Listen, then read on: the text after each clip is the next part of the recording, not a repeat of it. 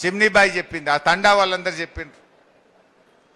కేసీఆర్ గారి దృష్టికి తీసుకుపోయి స్పెషల్ డ్రైవ్ పెట్టి మిషన్ భగీరథలో ఇంటింటికి నల్లబెట్టి కంగ్టీ టు నారాయణ ఖేడ్ ప్రతిరోజు నల్లా వచ్చేటట్టు చేసినాం.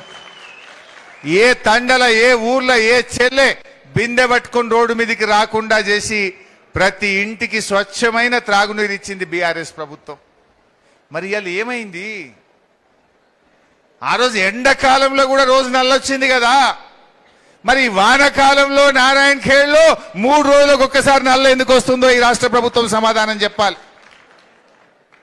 రేవంత్ రెడ్డి సీరుతా కోస్తా పీక్తా ఏక్తా కాదు, నల్లెందుకు వస్తలేదు నారాయణ ఖేడ్లో, దీనికి ముందు సమాధానం చెప్పు.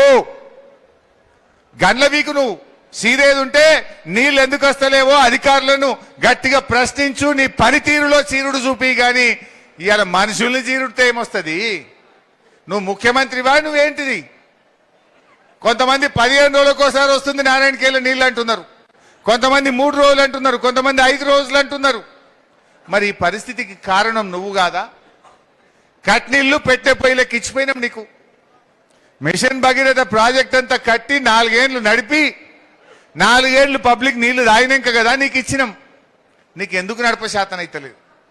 ఎందుకు ప్రజలకు నీళ్లు ఇవ్వలేకపోతున్నావు అని నేను అడుగుతా ఉన్నా. ఇవాళ మన బోరంచ నీళ్లు అందుతలేవు, బోరంచ కాడ నీళ్ళు వచ్చే పరిస్థితి లేదు. రాఘవాపూర్ దగ్గర అవి న్యాల్కల్కు జరాసంగంకు పోతాయి, రాఘవాపూర్ పంప్ హౌస్ కు నీళ్లు అందుతలేవు, పోచారంలో నీళ్లు అందుతలేవు, పాంపాడు కాడ కూడా నీళ్లు అందుతలేవు. దీంతో ఇప్పుడు ఏమైపోయింది? ఇటు నారాయణ ఖేడ్, అటు అందోల్, అటు సంగారెడ్డి, ఇటు జహీరాబాద్ ఎక్కడ కూడా మంచినీళ్లు రాక ఇవాళ ఈ జిల్లా మొత్తం కూడా బాధపడుతున్న పరిస్థితి. అంటే ఈ ప్రభుత్వం మంచినీళ్లు కూడా తాపలేకపోతా ఉన్నది. ఇలా ఎంత దుర్మార్గం అంటే, సింగూర్లో మంచిగా నీళ్లుండే, నిండా నీళ్లుండే సింగూర్లో, దాన్ని మరమ్మతు చేస్తామన్నారు, ఉన్న నీళ్ళని ఖాళీ చేసాం. పోనీ మరమ్మతన చేసిండ్రా, ఎండాకాలం బాగా వానకాలం వచ్చింది, 30 పైసల పని కూడా కాలే. ఉన్న నీళ్లు తీస్తిరి, మరమ్మతు చేయకపోతుంది. ఇప్పుడు మళ్ళా కాలమైనా మరమ్మతు కాలే, మళ్ళా కాలే అంటే ఇంకా ఎన్ని రోజులు బాధపడాలి? ఉన్న ప్రాజెక్ట్ని ఆగం చేస్తుంది, కాళేశ్వరంను మరమ్మతు చేయమంటే చేయకపోతుంది. ఇగో ఈ రకమైనటువంటి పరిస్థితులు మనం ఈ రాష్ట్రంలో చూస్తూ ఉన్నాం. ఇవాళ నేను రేవంత్ రెడ్డి గారిని ఒకటే అడుగుతున్నా, ఎందుకు మా నారాయణ ఖేడ్కు మంచినీళ్ళు వస్తలేవు? ఎందుకు మా సంగారెడ్డి జిల్లా మంచినీళ్లు రాకుండా బాధపడుతుందో మా మంత్రి సీతక్క సమాధానం చెప్పాలి, ముఖ్యమంత్రి రేవంత్ రెడ్డి గారు సమాధానం చెప్పాలని నేను అడుగుతా ఉన్నా. ఆ రోజు బీఆర్ఎస్ ఎప్పుడు కూడా నీళ్ళకి ఇబ్బంది కాకుండా ఇచ్చింది, మరి నువ్వు ఎందుకు ఇవ్వలేకపోతున్నావు? ఇవాళ ఈ నీళ్ళు ఎందుకు వస్తలేవో కూడా ఇవాళ మీరు సమాధానం చెప్పాలని కూడా నేను అడుగుతా ఉన్నా. రైతు బీమా వస్తుందా? ఇప్పుడు 6 నెలల రైతు బీమా బంద్ పెట్టిండ్రు. 6 నెలలకెళ్ళి రైతు బీమా బంద్ అయింది. మీ ఊర్లలో ఎవరైనా రైతు చనిపోతే 6 నెలలకెళ్ళి బీమా పైసలు కూడా బంద్ చేసిండ్రు. ఎల్ఐసికి పైసలు కట్టలే వీళ్ళు.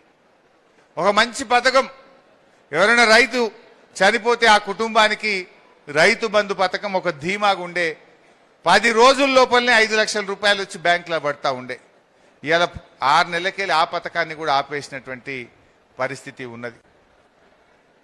ఇంకొక విషయం చెప్పాలి మీకు, ఎలక్షన్ల ముందేమో రేవంత్ రెడ్డి మీరు వడ్లు బండియండ్రి, ఎంత బంట కొంటా అన్నాడు. ఈ మధ్య మీరు గమనించిండ్రో లేదో, మొన్న ఒక స్టేట్మెంట్ ఇచ్చిండ్రు కేబినెట్ మీటింగ్ అయినాక, కేంద్ర ప్రభుత్వం ఏది కొనమంటే గదే కొంటాం,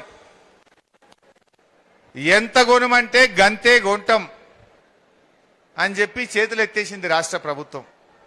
మన నారాయణ ఖేడ్లో జొన్నలు పండుతాయి.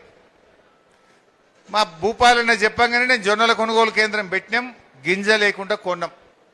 మక్కలు పండుతాయి, మనమే కొన్నాం. అదేవిధంగా శనగలు పండుతాయి, మొత్తం మనమే కొన్నాం. కందులు పండుతాయి, మొత్తం రాష్ట్ర ప్రభుత్వమే కొన్నది. వడ్లు పండితే ఎంత పండితే అంత కొన్నాం. ఇప్పుడు ఇలా ఈ కాంగ్రెస్ గవర్నమెంట్ ఏమంటుందంటే, ఇప్పుడు ఈ వానకాలం పంటకేలి కేంద్రం ఢిల్లీ ఓడు ఎంత కొనమంటే గంతే కొంటా, ఏ పంట కొనమంటే గా పంటనే కొంటా అంటుండు. మరి ఏం కావాలి మనం ఒకసారి చూడండి ఆ వీడియో.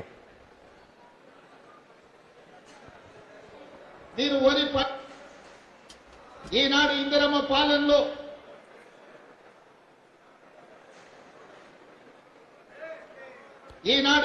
పాలనలో మీరు వరి పండించండి. మీరు పండించిన చివరి గింజ వరకు ఈ ప్రభుత్వం కొనుగోలు చేస్తుంది. మీకు గిట్టుబాటు ధరనే కాదు, వ్యవసాయాన్ని లాభసాటిగా చేస్తామని చెప్పి ఈనాడు మన ప్రభుత్వం నిర్ణయం తీసుకున్నది. ఇకపై కేంద్రం ఏ ఏ పంట ఉత్పత్తులకు ఎంఎస్పి నిర్ణయించి కొనుగోలు చేస్తుందో ఆ పంటలను అంతే కోటాలో రాష్ట్ర ప్రభుత్వం తరఫున కొనుగోలు చేయాలని నిర్ణయం తీసుకున్నాం. పంటల కొనుగోలు కూడా ఇందాక ఉత్తమ్ గారు చెప్పినట్లుగా కేంద్ర ప్రభుత్వం యొక్క విధి విధానాలకు అనుగుణంగానే తెలంగాణ రాష్ట్రంలో కూడా భవిష్యత్తు పంటల కొనుగోళ్లు ఉంటాయి. అంటే ఇక కేంద్రం కొనమన్నదే కొంట, ఎంత కొనమంటే గంతే కొంట. మరి నువ్వెందుకున్నావు? పీకనీకున్నావా?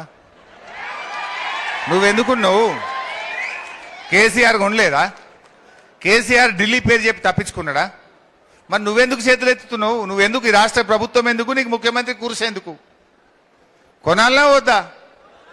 ఇప్పుడు ఢిల్లీ వాళ్ళు మక్కలు కొనరు అంటే ఇప్పుడు ఈ వానకాలంలో ఎవరైనా మక్క పెడితే వాళ్ళ పరిస్థితి అంతే సంగతి. ఇక అడ్డికి భవిష్యత్ అమ్ముకోవాలి. కేంద్ర ప్రభుత్వం శనగలైనా కందులైనా పెసర్లైనా వాళ్ళు కేవలం 20 పైసలు చారణ కొంటారు, మిగతాది కొనరు. అంటే నువ్వు చారణ కొంటావు, మిగతాది బయట అమ్ముకోవాలనా? అంటే 10 క్వింటాల శనగలు వండి అనుకో, 2.5 క్వింటాలు కొంటారు, 7.5 క్వింటాలు బయట అమ్ముకోవాలి. 8 క్వింటాల కందులు వండినాయి అనుకో, గవర్నమెంట్ 2 క్వింటాలు కొంటది, 6 క్వింటాలు బయట అమ్ముకోవాలన్నట. ఇది కాంగ్రెస్ వాళ్ళు రేవంత్ రెడ్డి చెప్పే కథ. ఎలక్షన్ల ముందు ఏం చెప్పారు మనకు? అన్ని పంటలు కొంటాం, ప్రతి పంటకు 500 బోనస్ ఇస్తాం. కందులకు బోనస్, శనగలకు బోనస్, మక్కలకు బోనస్, వడ్లకు బోనస్ అన్నారు. ఇప్పుడు బోనస్ లేదు, బోగస్. బోనస్ బోగస్ అయిపోయింది. ఈ కొనుడు కూడా కొనరటిగా, కొనుడు కూడా అవుతుంది. ఢిల్లీోడు కొంటే కొన్నట్టు, లేకపోతే మేమేం కొనము చేతులు ఎత్తినట్టు. ఇగో ఇది ఈరోజు రాష్ట్రంలో ఉంది. ఏమన్నా ఒక్కటి మంచిగా అయినా అదే రైతులకు చెప్పు నాకు మీరు. మున్పటి లెక్క కరెంట్ వస్తుందా బాయికాడ? ఎన్ని గంటలు వస్తున్నది? మళ్ళా 8-10 గంటలకు వచ్చింది.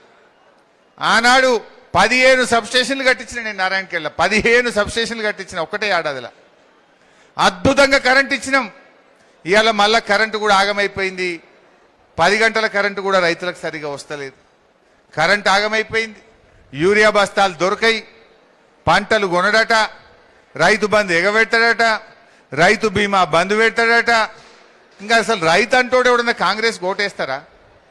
రేవంత్ రెడ్డి ఏమనుకుంటుండు, నేను యాసంగి ఎగ్గొట్టినా, అంతకుముందు వానకాలం 3 ఎకరాలు వేసి సగం ఎగ్గొట్టినా, అంతకుముందు ఒక పంట మొత్తానికే ఎగ్గొట్టినా, ఇప్పుడైతే మొత్తం వేసినా కదా ఈ వానకాలం, అది మర్చిపోతారు అనుకుంటుండు. మర్చిపోతామా? రైతు బంధు మీద రేవంత్ రెడ్డి పెట్టిన బాకీ 19,000 కోట్ల రూపాయలు ఎగబెట్టినావు బిడ్డ. అది ఇచ్చేదాకా తెలంగాణ రైతుల్ని నిడిచిపెట్టరు. రుణమాఫీ ఎంత ఎగ్గొట్టిండు? సగం చేసిండు, సగం ఎగ్గొట్టిండు. అసెంబ్లీలోనేమో 35,000 కోట్ల రుణమాఫీ చేస్తా అని చదివిండు. కానీ ఇచ్చింది 18,000 కోట్లు, ఎగబెట్టింది 18,000 కోట్లు. సగం ఎగ్గొట్టిండు. అందుకే ఈడ సగం మందికి రుణమాఫీ కాలే. ఎలక్షన్ల కూడా కేసీఆర్ రుణమాఫీ చేసిండు. మళ్ళా ఉరుకుర్రి, మళ్ళా తెచ్చుకోర్రి, నేను మళ్ళా చేస్తా అన్నాడు. ఇప్పుడేమో ఎల్లెలకెళ్ళ పడ్డాడు. అందువల్ల నేను నారాయణఖేడ్లో మీ అందరి కార్యకర్తలను కోరేది, ఇవి ఇక్కడ వినడం మీకు తెలిసి ఇలా చాలా వరకు మీకు తెలిసినాయే, కానీ ఇది ప్రజల్లో చర్చ పెట్టండి. మీ గ్రామ పంచాయతీ కాడ, మీ రచ్చబండ కాడ, దావత్ల కాడ, పండుగ కాడ